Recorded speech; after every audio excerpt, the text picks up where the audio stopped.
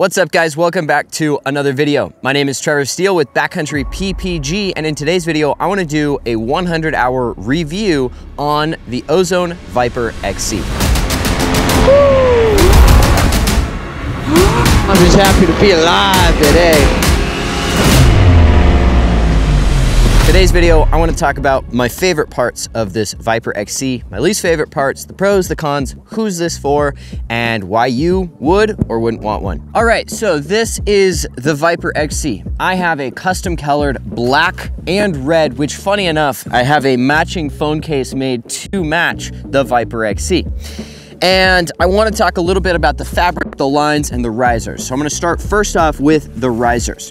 When you order a Viper XC, you have the choice between PK risers, which stand for power attack risers, and standard risers. For those of you that don't know what the difference is, PK risers allows you to fully accelerate the glider from 0 to 100% acceleration by just applying speed bar. Typically, your trims do about 40% of the acceleration and speed bar does the remaining 60%. So you have to trim out, then apply bar to receive the full 100%. PK risers give you that full acceleration by just applying speed bar. Now, I have PK risers. The PK risers have shorter trim buckles than the standard risers do, or I should say a shorter trim range. So if you're looking for a longer trim range on the Viper XC, the PK risers are not for you. The PK risers also feel more complex. There's a lot more strings to them. There's a lot more light fabric. There isn't like the thick riser lines to them. What I'm getting at is that they can feel a little bit more like chaotic and intense for a newer pilot who's not familiar with them. But they do offer those PK risers, which I quite enjoy. Moving up from that, you guys probably notice I don't have stock Ozone brake toggles on this wing. When I get a brand new Viper XC or any brand new wing really, the first thing I do is I remove the brake toggles and I tie in our game changer toggles. This is not a video to promote those, but I really like them because they give me more of a tight feeling to the wing and eliminate a lot of the slack of the glider. The other thing I do right away is I remove the bungee pulley that your brake line typically goes through. You have this 4-inch long bungee that your line comes through. I remove that and I attach just a single pulley at the lower part of the riser right there. So this is your riser. And if we take a closer look as well, one of the things that people talk about is trim buckles fraying. Because I have PK risers, I very rarely, if ever, trim out. But you can see there isn't really any wear or tear on this trim buckle, on the fabric, maybe a tiny bit on the stitching for the trim's neutral line, but not much more than that. I also like that there's a really strong magnet that my trim attaches to, so I don't have this cord dangling, and I really like that it's not this excess of a circle cord like they do on the Ozone Spider 3. I like that it's just this magnet right here. The lines on the Viper XC, PK risers or standard risers, are sheathed. The Viper 6, which is nearly identical to the Viper XC, just a lightweight fabric version, has unsheathed lines.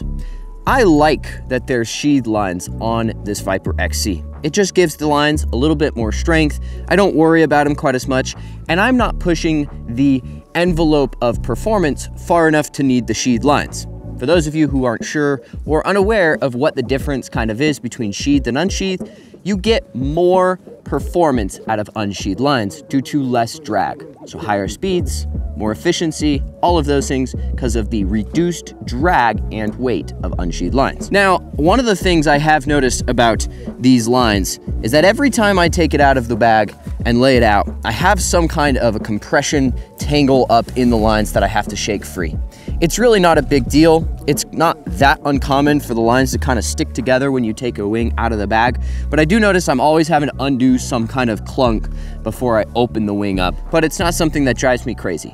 Up here, your top lines are unsheathed. The bottom lines, main lines, are not unsheathed. Looking at the fabric of the Viper XC, and this is actually a slightly thicker fabric than something like the Ozone Spider 3, Sirocco 3, and even the Roadster and Speedsters, which I kind of like. They went a little bit thicker, they went a little bit of heavier fabric material on this, which just gives it a little bit more durability and longevity. This glider, I'll talk about where it fits in the product lineup of wings, but being a glider that is commonly a everyday fly glider where you're gonna get it, fly it for a long time. I really like that it's got that little bit thicker fabric. I do notice on super light wind days at higher altitude, this field's at 5,000, that mountain that we'll land at all the time is 8, that in those light wind days, it is noted a little tiny bit harder to inflate, which you should expect with slightly thicker, heavier fabric. Moving forward from that, you guys can see that our cell openings are very small and kind of tucked around the back, which gives it a little bit more efficiency, which I like, and most high-end wings are that way. But you can see this cell opening is probably 1 inch to 1 1/4 inch thick. It's really small. There's not a lot of opening in that, which is pretty cool. So super tight. And then they've got their reinforcing rods in the leading edge here. They've got the reinforced rods going down to here, so you have it right here and you have it right here. It does stretch down the back to here, but that is the extent of where it goes. Now, on the wingtips, like most every other wing, you have this little hole in the glider with Velcro hole, I should say. This is what they call, I believe they literally call it the butthole. This is designed so that as anything gets in your glider, sand, dirt, rocks, whatever, they will work their way to the edges, and then you can open this and all of that will actually come out and you can kind of dump it. So that is the walk around of the Viper XC. Unlike a paramotor, which has a whole lot of things to it, there's not a ton to a glider to talk about in terms of the walk around and look at it. The Viper XC is a higher end advanced glider in the Ozone lineup. There are a few levels, as I call them, of gliders in the lineup of wings. There are the beginner gliders, which in the Ozone lineup is the Ozone Moxie Power, the Ozone Mojo, the Spider 3, the Roadster 3. Those are gliders that new pilots that are just getting into paramotoring are gonna get into. Then there is something like the Sirocco and the Speedster, which is the next level up from the Spider 3 that as you reach somewhere around 70 to 100 hours, you will start to transition into. Then there is the third level, as I call it, or the advanced gliders. These are things that you will transition to when you've got years of flying and quite a few hours under your belt, and that is what this Ozone Viper XC is. It is not a beginner glider. It is not for new pilots. This is an advanced glider for advanced pilots looking to maximize the performance that they get out of their wings. This glider is the advanced wings for the advanced pilots, and the design of the Viper XC is to be a really great all-around everyday glider. The winglets that they have on the wingtips are designed to cut out any oscillation and make XC flying where you're going from point A to point B more comfortable and more confident, inspiring. You point it, it just stays going the direction you want to go, and those winglets work beautifully. It is designed for XC flying, cross-country flying. That is really what it is made to do. It is for the guys looking to go from point A to point B. I do find this glider to be, in my opinion, the best glider on the marketplace right now for the all-around pilot. The guy that likes to stay around the LZ playing around, the guy that likes to go do some wing overs, and the guy that likes to go on the occasional XC flight.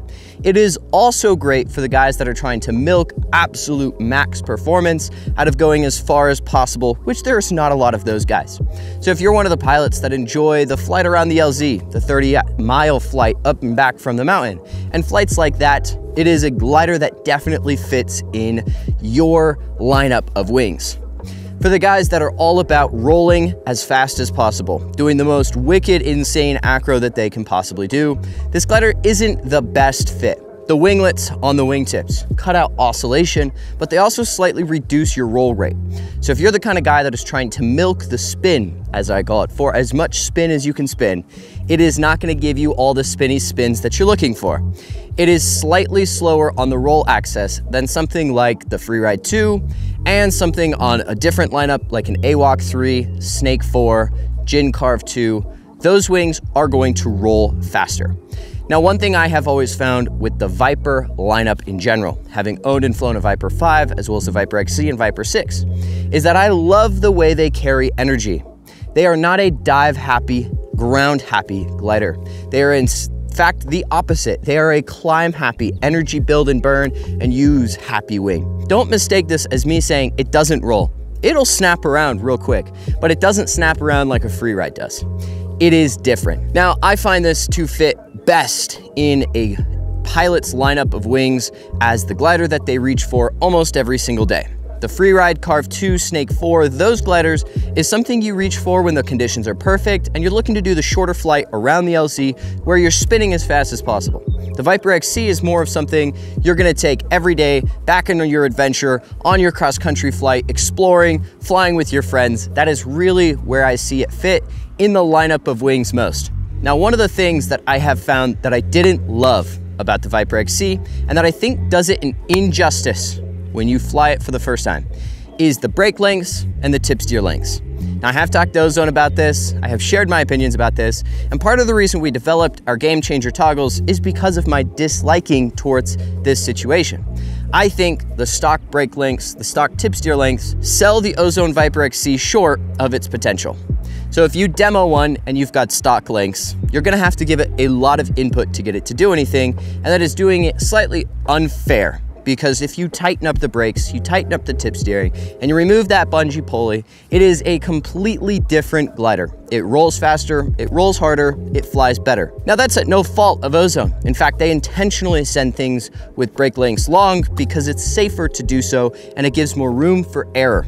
But I prefer it tighter, and I find that pilots that fly a stock and an adjusted one get a very different experience with that Ozone Viper XC. So if you've demoed one and you found it to not roll at all or just not fly the way that you felt like it should, it's probably because of the length of the brakes and the tip steering. I think you should for sure adjust those lengths if you buy a Viper XC, not too much. Please consult your instructor or myself if you're curious on how to do so and how I would do so. But adjusting those lengths, changing the pulley, can make it a completely different wing. With all of that being said, I now want to roll into the next portion of this video where we actually fly the Viper XC. I talk about the launching characteristics, the in-flight, the rolling, the wing overs, all of those things, as well as the landing characteristics. So we're going to get right into that, and I will see you probably in my helmet camera here in just a second.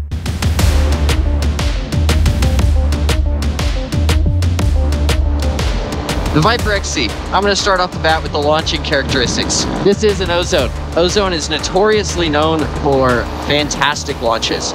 Easy inflations, deep brake range, a deep stall point, meaning you can pull a lot of brakes before you reach stall point. It's just known to be really great for launching. I'm launching at 5,000 feet. I can be launching in as little as literally no wind. And I find the Viper XC to be pretty dang easy to launch. Now, I won't say I find the Viper XC to be as easy as something like a Spider or a Sirocco, and I would say that's because of the fabric, but the difference between the Sirocco, the Spider, and the Viper XC is probably little to nothing. There's almost no difference between the two in terms of launching characteristics. Only time you're really going to notice is if you go to like 7,000 feet, 5,000 feet, and you're in no wind. So I really enjoy its launches. One of the things I've always really liked about Ozone launches in specific is that I can have a deep brake range. I can give inputs. You know, you can make a heavy input, even if it's incorrect input. You can make the heavy input and you don't stall the wing. You don't spin the wing. As far as like producing lift goes, as far as how long it takes to get off the ground, it's been a minute since I flew something else, but my Viper 18 and my Warp 218 probably had a nearly identical launching characteristic in that regard. Like, I didn't notice that I got off the ground any longer or shorter on a Viper XC over something like a Warp 2, which, if you hear me continue to reference the Warp 2, it's because that's the most comparable to the Viper XC. In all of the lineup of gliders, you've got the Piper by ITV, the AWOC by ITV, the Warp 2 by Dudek, the Snake 4 by Dudek, the Viper XC by Ozone, the Falcon by Jin, the Carve 2 by Jin. Out of all of those, the only ones that are really playing the same game and making a wing with the same purpose as the Viper XC is the Dudek Warp 2. The Piper and the AWOC are not really designed just for cross-country or primarily for cross-country. The Jin, Carve 2, Falcon 2 are not really designed just for cross-country. They're designed for a bit of cross-country, sure, but Carve 2 mostly play, Falcon 2 kind of all around. Anyways, so that's kind of one of the big reasons I ended up on this over something like a Warp 2. And I'll talk more about the comparison between those two because a lot of people are going to be curious, but that's really been my preference is the Ozone launching characteristics. I love an easy launch. I have some bias towards Ozone, I'm sure. I really like Ozone. I like the design philosophy. I like the way they approach things, the way they feel. So take that with a bit of a grain of salt, right? There's a small bit of bias in there. From a financial standpoint, I do sell Ozone. I have bought all of those gliders. None of them were given to me. And I make as much on an Ozone as pretty much everything else, and even more on different gliders that I'm not recommending in this video. I don't recommend them, even though I make more. So I try really hard to not let money be the determining factor in recommendations, but instead what I find to be the better product. I think Dudek is probably the second place, quote unquote, for me in the lineup of gliders. But if I was to pick, I still would pick the Ozone. The next thing I'll talk about, because it is ever so slightly turbulent, is how the Viper XC handles itself in bumps. Now, I've taken a collapse on the Viper XC, unintentional collapse. It was a little tiny baby one. You know, it was like a 30-40%er. It was in some rotor. I made a whole video about it. But I have friends who have taken huge collapses doing a big cross country from Canada to, from Mexico to Canada. And it handles itself really well. One of my favorite things about the Ozone lineup in specific is that they handle themselves more like a paragliding wing does than a super reflexed wing. It's like a super reflexed wing, you know, it's going to be harder to collapse than a classic wing, but it's going to be more dynamic in that collapse. I just find that the Ozone wings, when they do take collapses, are so much more forgiving. They're easier to control. They don't change direction as much. They don't lose as much altitude. They're more easily recoverable. Those are kind of the main three things that you look at when you're talking about a collapse. And so if you can get the Viper XC to collapse, then I don't hesitate or worry about it in the slightest. I have flown it in super rough conditions, no problem. I love that Viper XC, the Viper XC feel in turbulence. When we talk about how a glider feels, not handles, but feels in turbulence, one of the large characteristics, or one of the things that play a factor into that feel, is the fabric. Lighter fabric feels a little twitchier than heavier fabric. You know, the analogy we could give is like small airplane versus big airplane.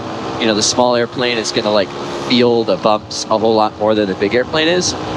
And because the Viper XC has that thicker fabric, you don't feel the bumps as much. They don't feel like a huge falling out of the sky little jolt when you hit a tiny thermal. There's a lot more firmness to it. There's a more stable feeling to the wing in the turbulence, which I think is super lovely. I have found myself preferring the feel of the Viper XC over the feel of the Viper 6, which is a nearly identical wing but lighter fabric. A Viper XC just feels planted.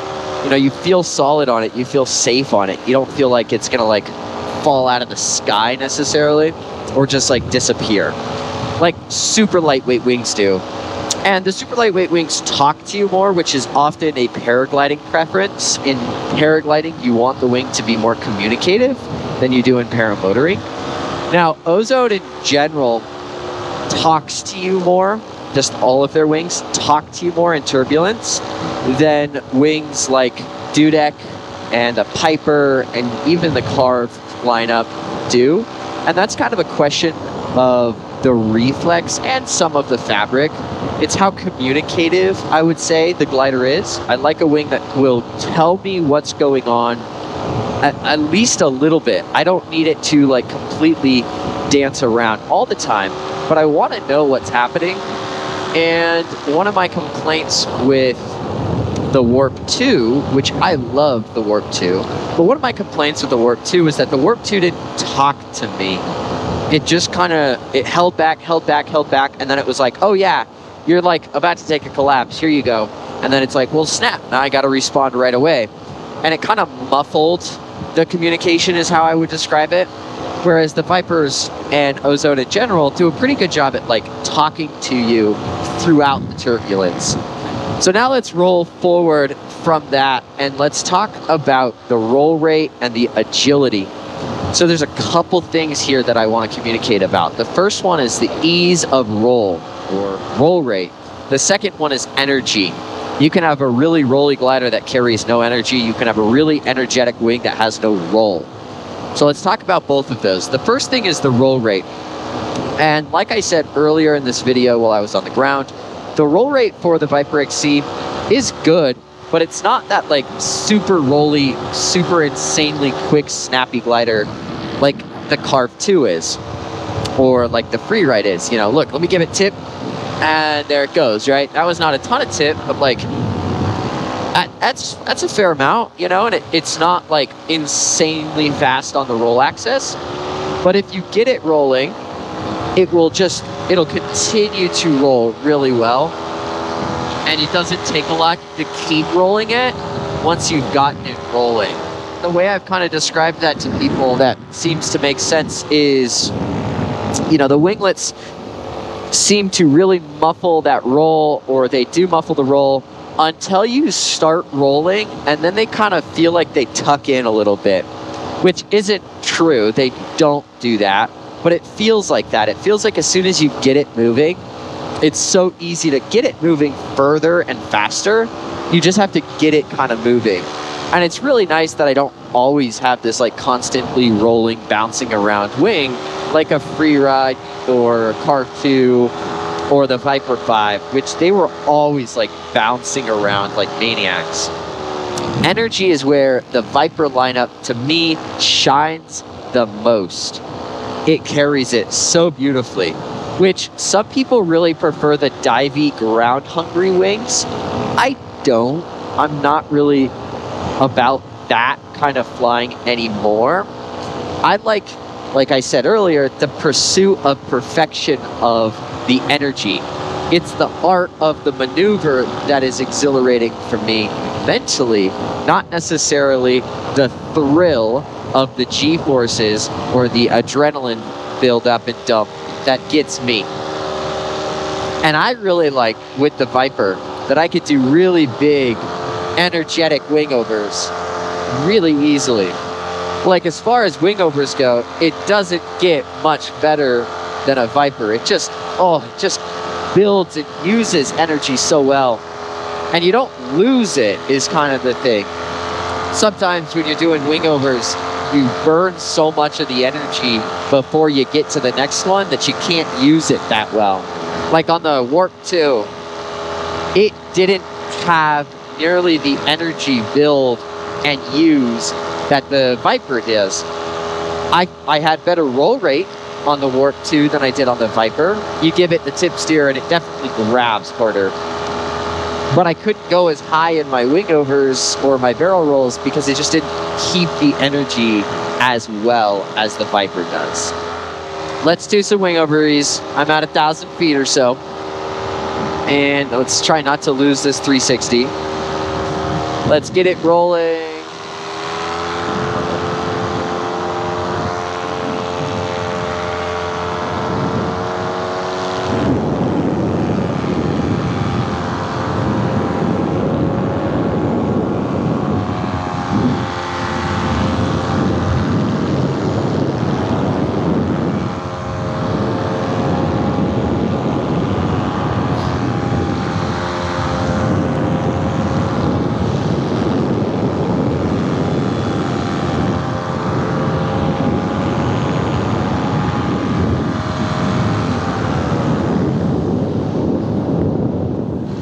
Okay, so there were your wingovers.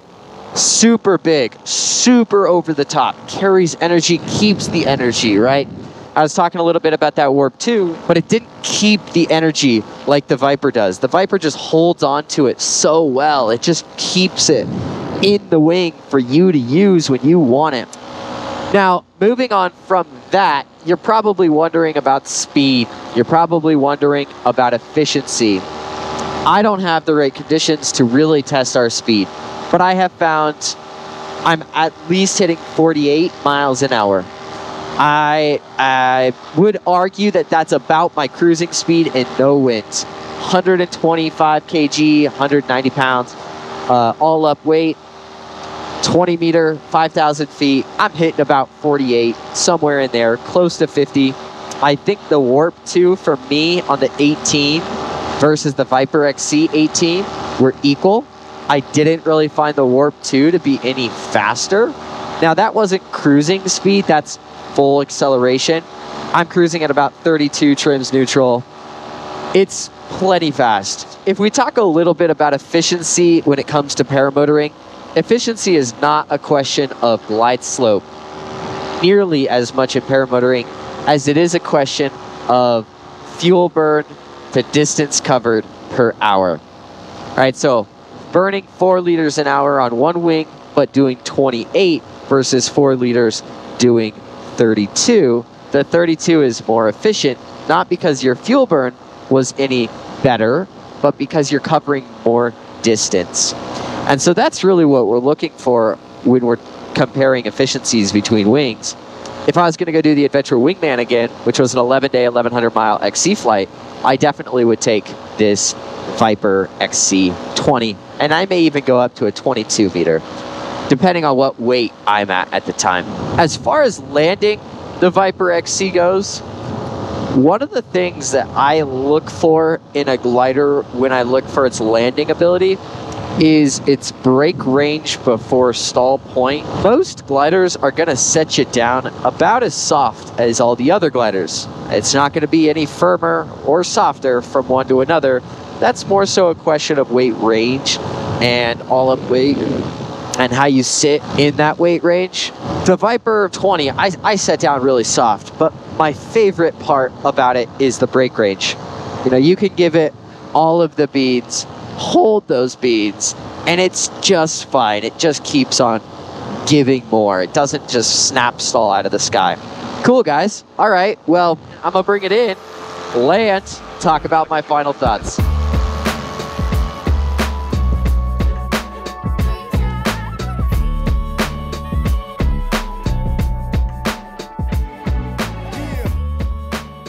Okay guys, so that concludes the flying part of the video. I wanted to share kind of my final thoughts on the wing. In conclusion, with the Viper XC, I think as far as an all-around glider goes, for the guy that likes to fly around the LZ, do some wing overs, play low, go on a cross-country flight, do all of those things, it absolutely fits the bill.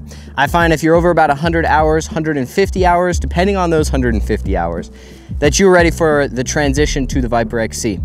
I do think that if you are in pursuit of the most insanely fast rolly glider on the market, that it doesn't fit that role, but that's not what it's made for. So if you have questions about the Viper XC, you want to place an order, figure out if it's the right wing for you, or have any other question around the Ozone gliders in general, please hit me up at backcountryppg.com, 801-599-1684. I'd be more than happy to answer your questions, help guide you in the right direction, and help you make that Ozone purchase. Thank you guys for watching.